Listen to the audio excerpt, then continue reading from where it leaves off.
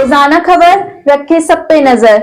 Like कीजिए, share कीजिए और सब्सक्राइब कीजिए हमारे चैनल को। से हवाई जहाज का सपना रहेगा या हकीकत में बदलेगा। हालांकि मेरठ के आसपास की बात करें तो मुरादाबाद में चढ़ते हैं मेरठ वाले, चलेंगे क्या चढ़ते हैं? मेरठ से चढ़ना चाहते हैं। अच्छा, मेरठ से चढ़ना चाहते हैं।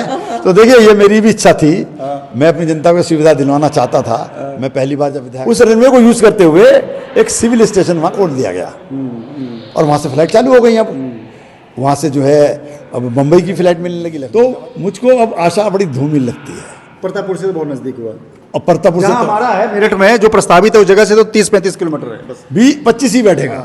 नमस्कार, रोजाना खबर में आप सभी का हार्दिक स्वागत है। मैं हूं भास्कर विभूति। लगातार जिस तरीके से मेरठ से हवाई जहाज का सपना रहेगा या हकीकत में बदलेगा। हालांकि मेरठ के आसपास की बात करें तो मुरादाबाद, जेवर और तमाम जगहों पर हिंडन, तमाम जगहों पर अंतर्राष्ट्रीय और डोमेस्टिक एयरलाइंस शुरू हो चुकी हैं। ऐसे में मेरठ 30-40 किलोमीटर 50 किलोमीटर दायरे में कई एयरपोर्ट होने से क्या मेरठ में अभी भी सपना साकार होगा या नहीं, या तकनीकी तौर पर सरकारी स्तर पर क्या बात चल रही है, सीधे बात करने के लिए हमारे साथ जुड़ गए हैं मेरठ कैंट के दिग्गज विधायक अमित अग्रवाल। नमस्कार। हवाई जहाज में चढ़ेंगे मेरठ वाले?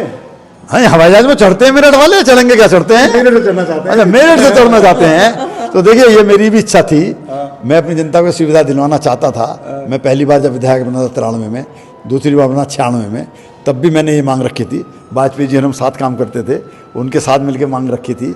लेकिन उसके बाद बहुत विकास हो चुका, गंगा में बहुत पानी आगे जा चुका। उसके बाद 2 डेवलपमेंट हुए। हिंडन में एयर बेस है हमारा, उसका रनवे है। उसको रनवे में पैसा नहीं खर्च करना पड़ा, जमीन नहीं लेनी पड़ी। उस रनवे को यूज करते हुए एक सिविल स्टेशन वहां खोल दिया गया और वहां से फ्लाइट चालू हो गई। अब वहां से जो है अब मुंबई की फ्लाइट मिलने लगी, लखनऊ इलाहाबाद की मिल जाएंगी। एक बिंदु तो ये। दूसरा, जिस दिन जेवर का सिलेक्शन हुआ उस दिन मेरठ और जेवर में से एक सेलेक्ट होना था। अच्छा, मेरठ उसी दिन लड़ाई हार गया था जिस दिन जेवर सेलेक्ट हो गया। अब देखिए, वो भी मेरठ कमिश्नरी का पार्ट है 50-60 और हिंडन भी मेरठ कमिश्नरी का पार्ट है। एरियल डिस्टेंस 70 किलोमीटर भी नहीं है जेवर का, और इसका 30 किलोमीटर भी नहीं है। हिंडन का 30 किलोमीटर है। तो मुझको अब आशा बड़ी धूमिल लगती है। प्रतापपुर से तो बहुत नजदीक हुआ और प्रतापपुर से हमारा है मेरठ में जो प्रस्तावित है उस जगह से तो 30-35 किलोमीटर है, बस 20-25 ही बैठेगा। तो अब बंदे ये चल पड़ी, रैपिड चल पड़ी, 20 मिनट में तो रैपिड से वहीं पहुंच जाएंगे आप हिंडन पर। तो इसलिए मुझे आशा कम लगती है। लेकिन फिर भी मुख्यमंत्री जी ने कहा है कि भाई एनओसी अगर आ गई उड्डयन मंत्रालय की, एक तो जैसे वाजपेयी जी कहते हैं 23 करोड़ रुपए का एक फंड फंसा हुआ है, वो आ जाए तो किसान की जमीन को योगी जी ने ये कहा है कि 23 करोड़ तुम मुझसे अभी ले लो, मुझे एनओसी ला दो, तुम केंद्र में हो, एनओसी ला दो। तो वो एनओसी आने की बात है। 2-3 दिन पहले ही हमने एक्सक्लूसिव इंटरव्यू लिया था इस मुद्दे पर, बोले थे कि मार्च से हम हवाई जहाज शुरू करेंगे। देखिए, अगर हवाई जहाज की सुविधा मिल जाएगी तो हमें भी लाभ हो जाएगा, हम भी चढ़ के देखेंगे, उसमें हम भी जाएंगे। बिल्कुल, लगातार हवाई जहाज तो मेरठ वाले बहुत दिनों से चल रहे हैं। मेरठ संभ्रांत इलाकों में माना जाता है और 68% पूरे जीडीपी का राजस्व का उत्तर प्रदेश का, पश्चिम उत्तर प्रदेश देता है। सवाल यह है कि मेरठ जिस तरीके से महाभारत कालीन है उस तरीके से डेवलप बहुत धीमी रफ्तार है।